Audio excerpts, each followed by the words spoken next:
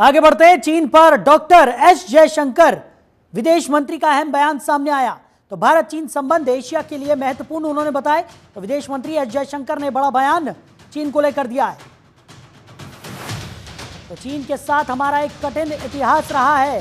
उन्होंने कहा कि चीन ने भारत चीन के बीच समझौतों का उल्लंघन किया। अगला कदम डी एस्केलेशन होगा। तो एस जयशंकर का यह बड़ा बयान सामने आया। उन्होंने कहा कि एशिया को भी बहुध्रुवीय होना होगा। तो एक्ट ईस्ट पॉलिसी पर काम किया जा रहा है। ये तमाम बातें डॉक्टर एस जयशंकर ने कही। तो विदेश मंत्री डॉक्टर एस जयशंकर का चीन को लेकर यह बड़ा बयान सामने आया। उन्होंने कहा कि भारत चीन नीतियों का उल्लंघन चीन की तरफ से लगातार किया गया है। बड़ी खबर आपको बता रहे हैं। तो चीन पर डॉक्टर एस जयशंकर ने यह बड़ा बयान दिया। उन्होंने कहा कि भारत चीन संबंध एशिया के लिए महत्वपूर्ण है। उन्होंने कहा कि चीन के साथ हमारा एक कठिन इतिहास रहा है और चीन ने भारत चीन के बीच समझौतों का उल्लंघन किया है। तो अगला कदम डी एक्सकेलेशन का होगा। वहीं एशिया को भी बहुध्रुवीय होना होगा। ये तमाम बातें डॉक्टर एस जयशंकर ने कही।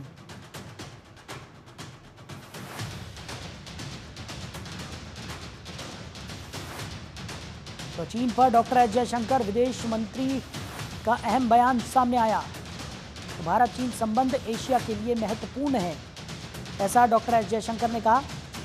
विदेश मंत्री एस जयशंकर ने कहा कि चीन के साथ हमारा एक कठिन इतिहास रहा है और चीन ने भारत चीन के बीच समझौतों का उल्लंघन किया है।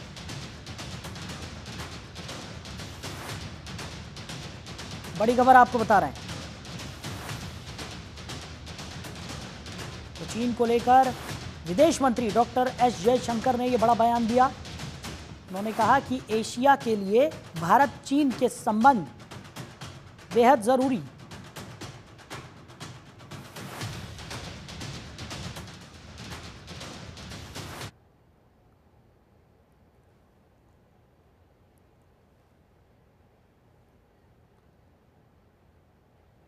तो एस जयशंकर ने कहा कि चीन के साथ हमारा कठिन इतिहास रहा है और चीन ने भारत चीन के बीच समझौतों को कई बार तोड़ा है।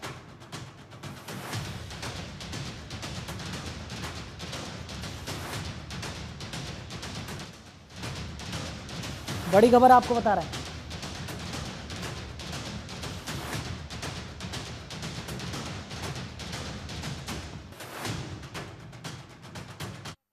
I think the India-China relationship is key to the future of Asia. In a way, you can say if the world is to be multipolar, Asia has to be multipolar.